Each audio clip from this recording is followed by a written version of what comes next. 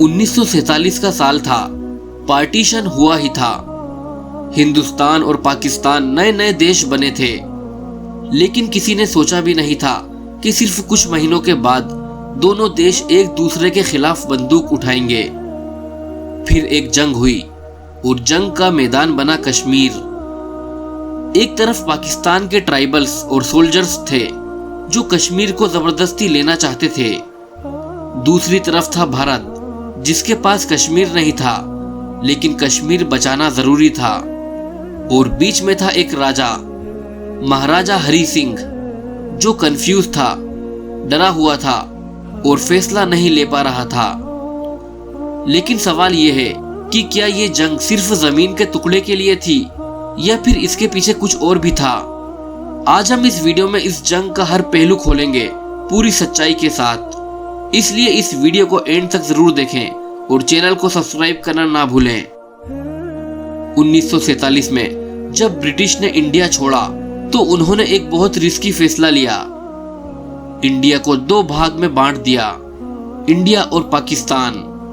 लेकिन इसके अलावा एक और कैटेगरी थी, प्रिंसली स्टेट्स। आइए दोस्तों, आपको बताते हैं कि प्रिंसली स्टेट्स का मतलब क्या होता है। प्रिंसली स्टेट्स का मतलब होता है वो इलाके जो ब्रिटिश इंडिया के दौरान ऑफिशियली तो ब्रिटिश राज के अंडर होते थे, लेकिन उन पर सीधा ब्रिटिश हुकूमत का कंट्रोल नहीं होता था। ये स्टेट्स अपने लोकल राजा, नवाब या महाराजा के जरिए चलाए जाते थे, इसलिए इन्हें रियासतें या रियासत-ए-मुमताज भी कहा जाता था। चलिए अब टॉपिक पर वापस आते हैं। इंडिया में 562 प्रिंसली स्टेट्स थे जो ब्रिटिश के अंडर सेमी इंडिपेंडेंट थे। उन्हें ऑप्शन दिया गया कि वो अगर चाहें तो भारत में मिल जाएं, पाकिस्तान में मिल जाएं या फिर आजाद रहें। कश्मीर भी एक ऐसा ही प्रिंसली स्टेट था, लेकिन कश्मीर का केस कॉम्प्लिकेटेड था। कश्मीर की पॉपुलेशन काफी हद तक मुस्लिम थी, लगभग 70% के करीब, लेकिन उसका राजा महाराजा हरि सिंह एक डोगरा हिंदू था। महाराजा हरि सिंह दोनों देशों के प्रेशर में था, लेकिन उसकी ख्वाहिश थी कि कश्मीर एक आजाद रियासत बनकर रहे, ना भारत में मिले ना पाकिस्तान में। लेकिन क्या ये न्यूट्रल रहना पॉसिबल था? अक्टूबर 1947 में पाकिस्तान ने अपना पहला मूव किया। पाकिस्तान ने ऑफिशियली तो अपनी आर्मी नहीं भेजी, लेकिन उसने ट्राइबल लश्करों को भेजना शुरू किया। ये लश्कर मोस्टली पश्तून ट्राइबल्स थे जो भारी हथियारों से लैस थे। उनका मिशन था कश्मीर को जबरदस्ती ले लो, महाराजा को हटा दो। ये ट्राइबल्स 22 अक्टूबर 1947 को कश्मीर में घुस आए। उन्होंने मुजफ्फराबाद से अटैक स्टार्ट किया और जल्दी ही बारामुल्ला तक पहुंच गए। इन्होंने रास्ते में लूटपाट की, हिंदू और सिख पॉपुलेशन को मारा गया और चारों तरफ कोहराम मच गया। महाराजा हरि सिंह को समझ आ गया था कि वो अकेला कुछ नहीं कर सकता।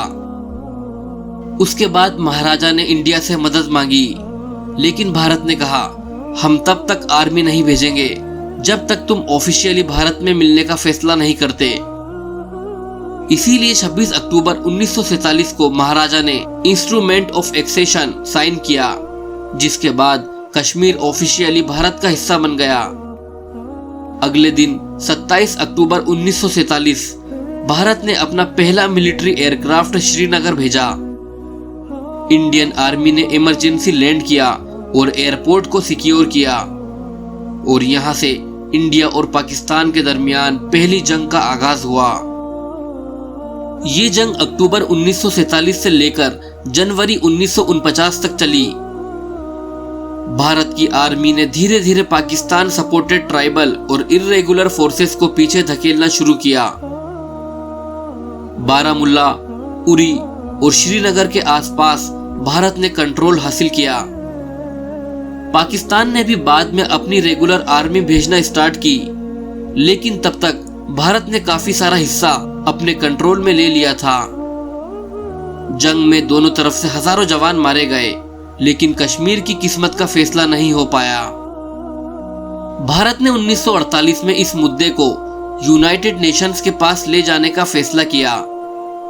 यूनाइटेड नेशंस ने दोनों देशों को सीज फायर का ऑर्डर दिया और जनवरी 1, 1949 को सीज फायर लागू हो गया और इसका रिजल्ट ये रहा कि कश्मीर 2 हिस्सों में बंट गया। जम्मू एंड कश्मीर भारत के पास और आजाद जम्मू एंड कश्मीर पाकिस्तान के पास। और तब से लेकर आज तक कश्मीर एक विवादित जमीन बना हुआ है। 1947 की जंग सिर्फ एक मिलिट्री बैटल नहीं थी, बल्कि ये जंग एक इमोशनल, पॉलिटिकल और ऐतिहासिक घाव की शुरुआत थी जो आज तक भर नहीं सका। तब से लेकर आज तक भारत और पाकिस्तान के दरमियान 3 जंगें हो चुकी हैं और कश्मीर हर बार बीच में रहा है। क्या ये सब अवॉइड हो सकता था?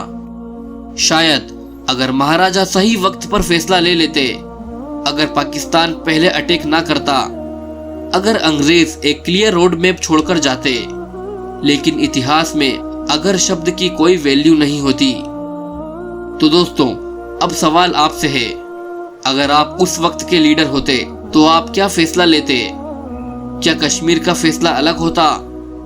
क्या इंडिया और पाकिस्तान जंग से बच जाते?